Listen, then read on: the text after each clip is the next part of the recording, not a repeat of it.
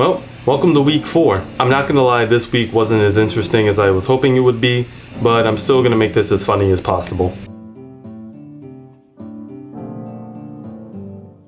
Now for Algebra 2, as the weeks go by, it's just getting harder and harder and harder. And before you ask, no, I didn't expect it to be easy, okay? I understand that as math progresses, as you progress through high school, it's gonna get harder and harder and harder, but this is harder than I imagined. Pause. Now for Algebra 2, we have these things called parent functions. I don't know, okay? We have linear, absolute value, quadratic, cubic, and there's square root, cube root, reciprocal, exponential, logarithmic. I have no clue how to say this. Then we learned how to do the absolute functions.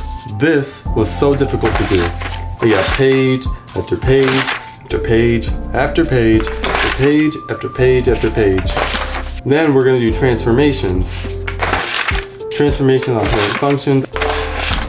Then you have to match. I don't know what that means, but matching activity. So I suppose you cut these off and then you glue them somewhere. I'm gonna see how many fails are on that one. Then you got the quadratic functions. So this is gonna go on for days on end.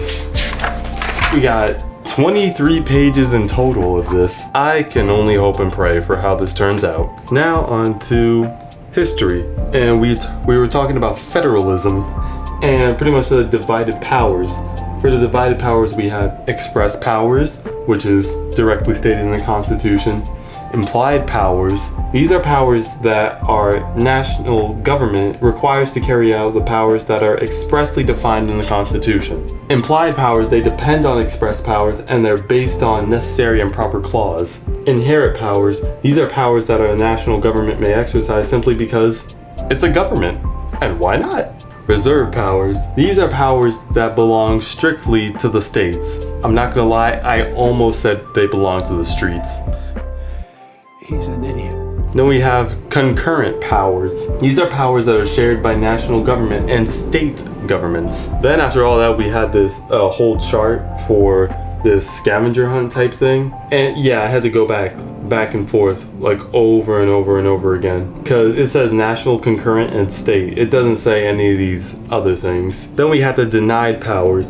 The denied powers, the Constitution specifically denies some powers to all levels of government. Well, mostly national, it says. So on to Spanish. We've been working with new vocabulary and new verbs. Now for these verbs, we have acostarse, meaning to go to bed.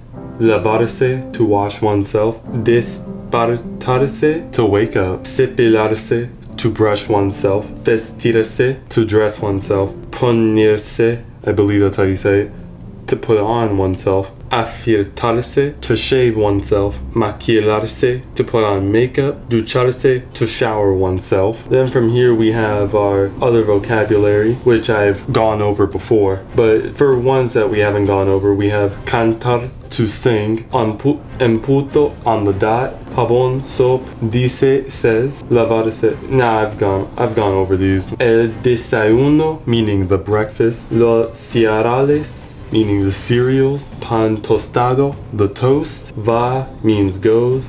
La leche, the milk. El café, the coffee. Now honestly, we've been going back and forth with this all week, and everything else, it just went by so fast. I don't remember anything else. Like I was opening folder after folder after folder after folder just to find more content for this video.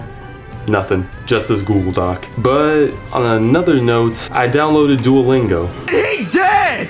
Oh, he dead for sure! Even though it's a fictional bird, I still get paranoid every now and then because I'm just waiting for that "you missed your lesson, you know what that means" notification, and then I'm gonna hear knocking on my door. Now honestly, I am totally sorry that this video wasn't as eventful as the other ones were. Not that much really happened this week and I completely apologize, but be on the lookout for number 5.